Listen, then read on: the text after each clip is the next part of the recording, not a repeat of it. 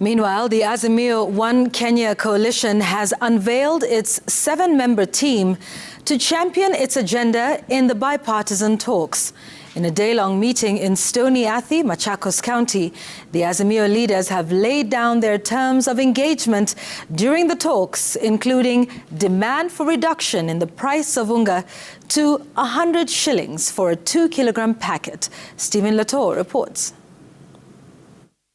The Azimio leaders, including their governors, trooped to Stony Athi in Machakos County to set up its dialogue team before the Easter break. In the meeting chaired by Azimio leader Raila Odinga, the coalition settled on 7 members of parliament, who include their hardliners in both chambers of parliament. Narok Senator Ledama Ole Kina, Nairobi Senator Edwin Sifuna, and Kitui Senator Enoch Wambua have been picked from the Senate to sit in the talks. In the National Assembly, the coalition has picked vocal Malindi MP Amina Nyanza, Suba North lawmaker Camille Odhiambo, her Pokot South counterpart David Kosing, and Rarieda MP Otiende Amolo. But before the talks kick off, Azimio demands lowering of the cost of unga. That the majority of Kenyans are unable to put food on the table, and as our first sign of goodwill and precursor to any discussions between the two sides, the Kenya Kwanza regime must immediately announce specific measures taken to 1. Bring the cost of unga to no more than 100 shillings for a 2 kg packet.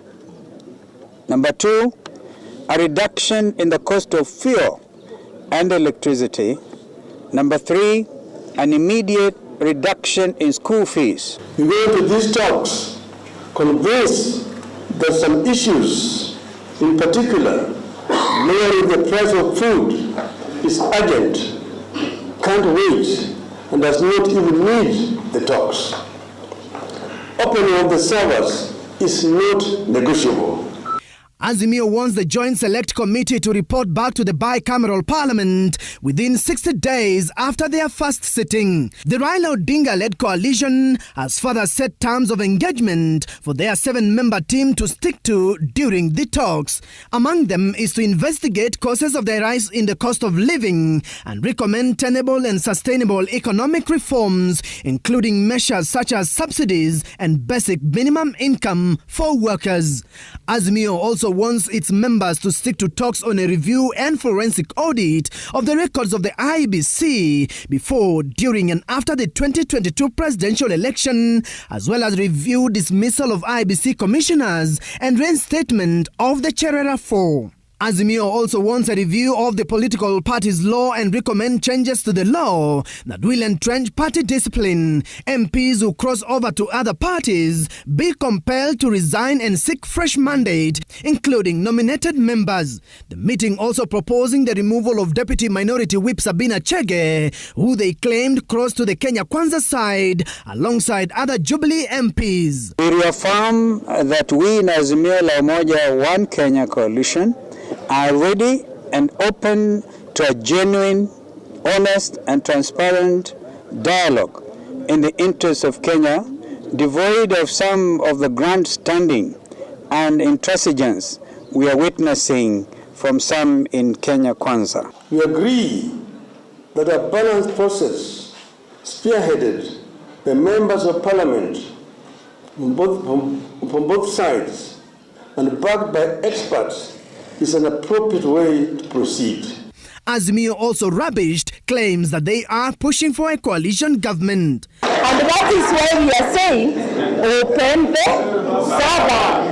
Ukifungua saba itaonyesha mkate ni ya nani. Mwenyewe akule peke yake. Until the server opens, and we know the truth, we are not yet. Yeah. So, what has happened is a gesture which we want to believe is in good faith. Our party leader has gone through the key issues. Others might arise as we move on with the negotiation. And they said that immediately they take over.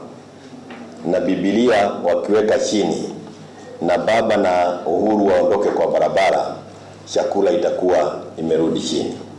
So that cannot be an issue that we take to a committee. Azimio has warned that should the talks show signs of collapse, they will go back to the streets. Stephen Letos, Citizen TV.